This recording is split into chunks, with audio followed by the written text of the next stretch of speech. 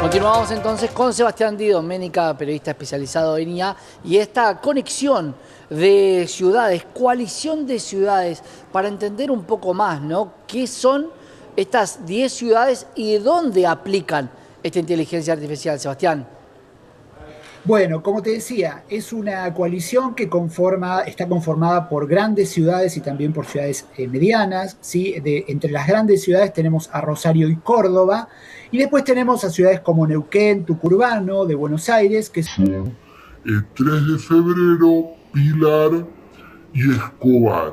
Sí, son todas estas 10 ciudades han conformado esta coalición que busca trabajar de manera conjunta en la implementación de tecnologías de inteligencia artificial aplicadas a las ciudades. Y me parece que es una propuesta interesante porque la inteligencia artificial va a tener un impacto muy importante en las ciudades, ¿no? Entonces, que se unan todos estos municipios en torno de este objetivo me parece algo muy positivo y que va a permitir trabajar de manera conjunta en compartir experiencias, en posibles regulaciones conjuntas. Es decir, hay un montón de áreas en las que se va a poder trabajar y en las que se va a poder implementar tecnología aplicadas a las ciudades que, como te decía hace un ratito, realmente la inteligencia artificial en las ciudades tiene un montón de ámbitos y de espacio por desarrollarse, ¿sí? Hay innumerables áreas de trabajo en el ámbito urbano con inteligencia artificial. Pensaba que son diferentes lugares, diferentes costumbres. ¿Qué pasa con la inteligencia artificial si tiene que aprender de cada sector o de cada provincia y aplicar la inteligencia a esa provincia? Y si se puede replicar en otra, porque imagino situaciones en Neuquén de frío que no se viven en Tucumán. ¿Cómo se maneja Claro. esa discrecionalidad? Bueno, mira, básicamente la inteligencia artificial aplicada a las ciudades tiene dos aspectos centrales. Uno es la recolección de datos, ¿sí? Porque la inteligencia artificial básicamente lo que hace es recolectar muchos datos con lo que se llama el Internet de las Cosas. A partir de dispositivos que están conectados a Internet y que tienen sensores, estos dispositivos pueden recolectar muchísima información, muchos datos de los usuarios, digamos de los ciudadanos, de los vecinos, y a partir de ahí generar decisiones, tomar decisiones inteligentes a partir de los datos que van surgiendo en el momento que van surgiendo. Por ejemplo, si un camino o una calle tiene poco tráfico, entonces puede empezar a liberar en mayor medida los semáforos, es decir, a partir de la semaforización inteligente.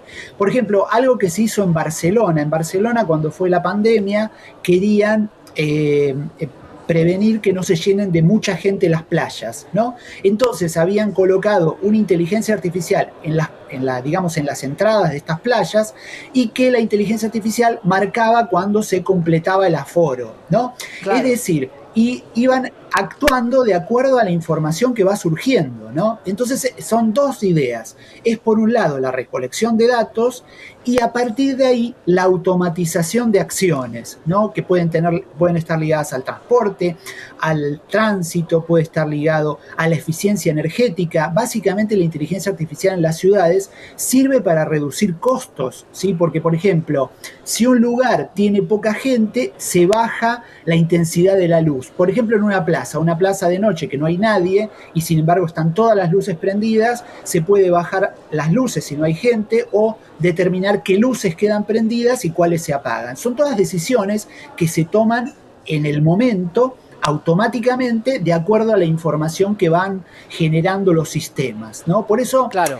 también tiene riesgos, por eso también es importante que se unan las ciudades en torno de esto, porque a su vez la inteligencia artificial en las ciudades plantea riesgos, y es el riesgo de poner en peligro la privacidad, porque va a haber muchos datos que van a estar siendo expuestos, ¿no? Claro. Por ejemplo, lo que te comentaba de Barcelona, en Barcelona recolectaban muchos datos de los transeúntes, de las personas que iban a las playas, pero se borraba la parte de la información que podía ser privada, ¿no? Por ejemplo, la cara de la gente que estaba en la playa, Claro, ¿no? o la patente del Entonces, auto que estaba ahí estacionado. exacto, entonces es un tema, por eso plantea innumerables beneficios, innumerables posibilidades para mejorar la vida de una ciudad, para mejorar la dinámica de una ciudad, para lograr mayor eficiencia energética. O por ejemplo, un detalle, me contaban que no, creo que también en Barcelona tenían sensores de cuando los tachos que están en las esquinas se llenaban, ¿no? Entonces son estos sensores más la recolección de datos permiten automatizar un montón de tareas.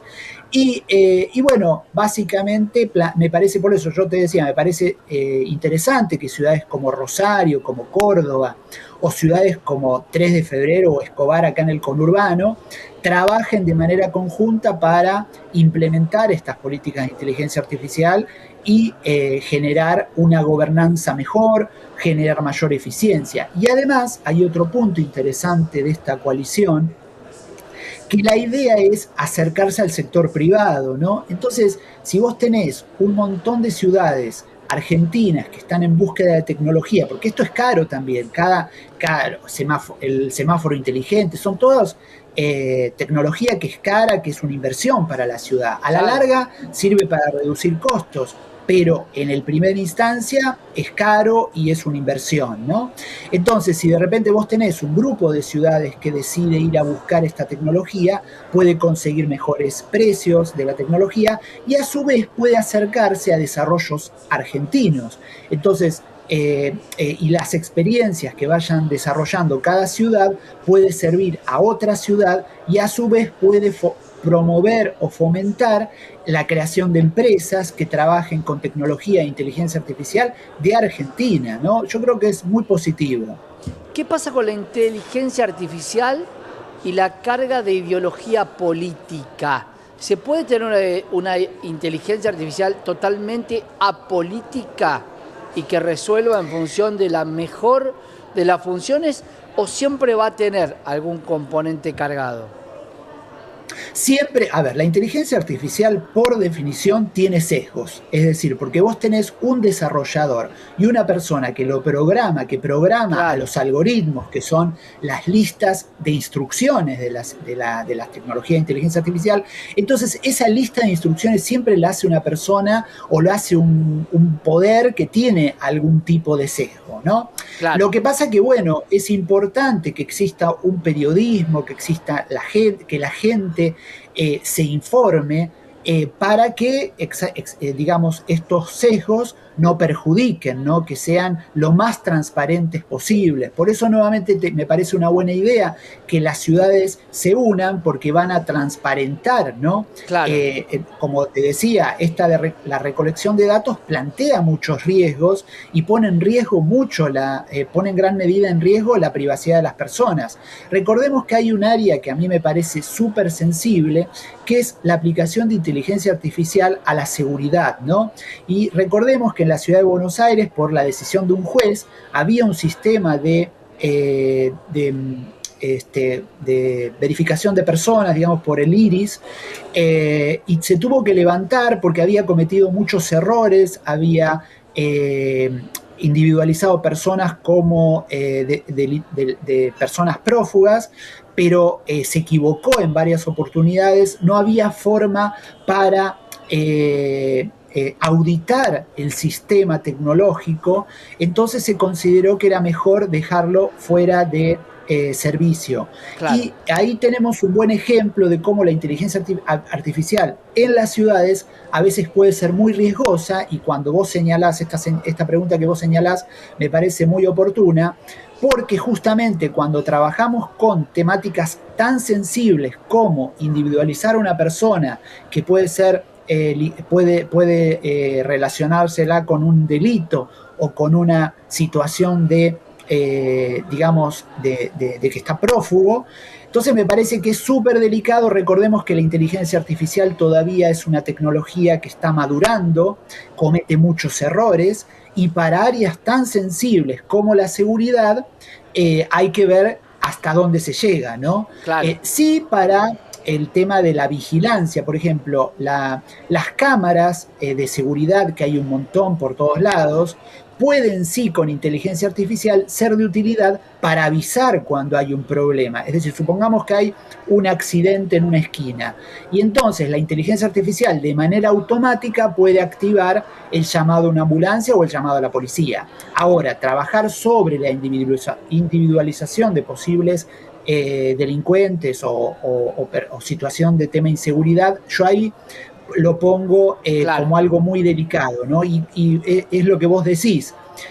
Acá se juegan cuestiones de poder y de decisiones que tienen que ver con regulaciones que se deben tener en cuenta y justamente ahí es cuando me parece nuevamente interesante que las ciudades se pongan de acuerdo para llegar a consensos de qué se debe hacer, Claro. qué se puede hacer y hasta dónde se puede llegar. Sin duda el chat de GPT muchos lo daban como válido y ha tenido errores garrafales que aprenderá con el tiempo, pero los sigue teniendo.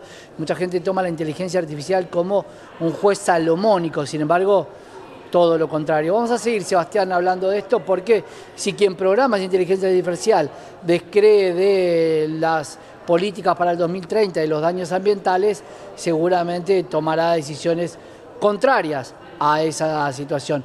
Vamos a continuar, Sebastián, con esto más adelante. Gracias.